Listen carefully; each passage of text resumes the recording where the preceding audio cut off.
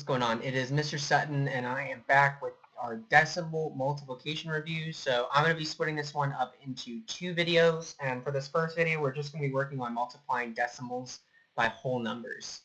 So our first problem that we're going to be working with is 2.4 times 3. So when looking at 2.4 times 3, there's two ways that we can solve it. The first way is the more traditional way using our standard algorithm, which I'll do now. So we're going to do our 3 times our 4 first. 3 times 4 gives us 12, so we'll put the 2 down. We'll carry our 1. 3 times 2 is going to give us 6, plus 1 is 7. So our final answer would be 7.2. But you can also think about this another way. You can also split this up and multiply the 3 by each piece of the decimal. So what I mean by when I say that is when you're looking at 2.4, we can split that up into two pieces. We have our two wholes, and then we have 0.4, right?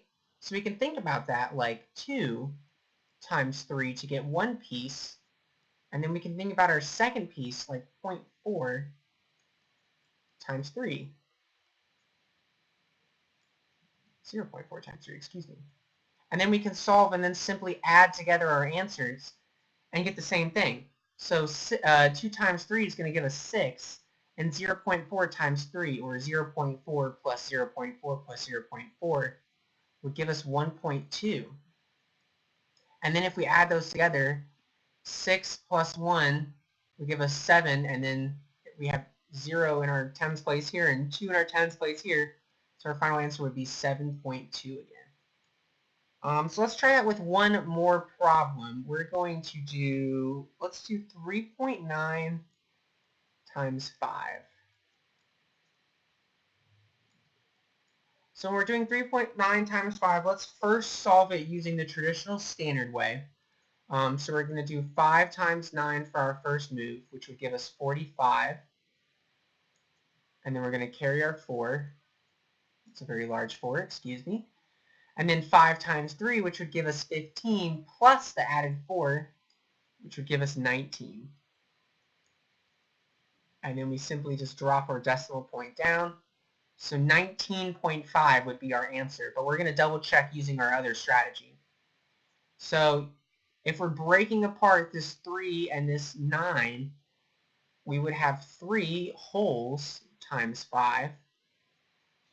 But we would also have this 9/10, or 0.9 times 5 as well. So 3 times 5 would give us 15.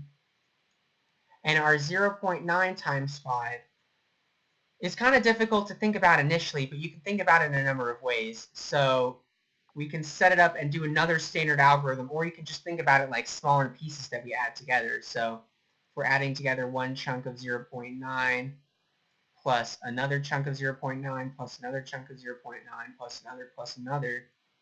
And we would add all these together over and over and over again. We would get 4.5 as our final answer for that one. And then if we do 15 plus 4.5, I haven't done a very good job of setting it up.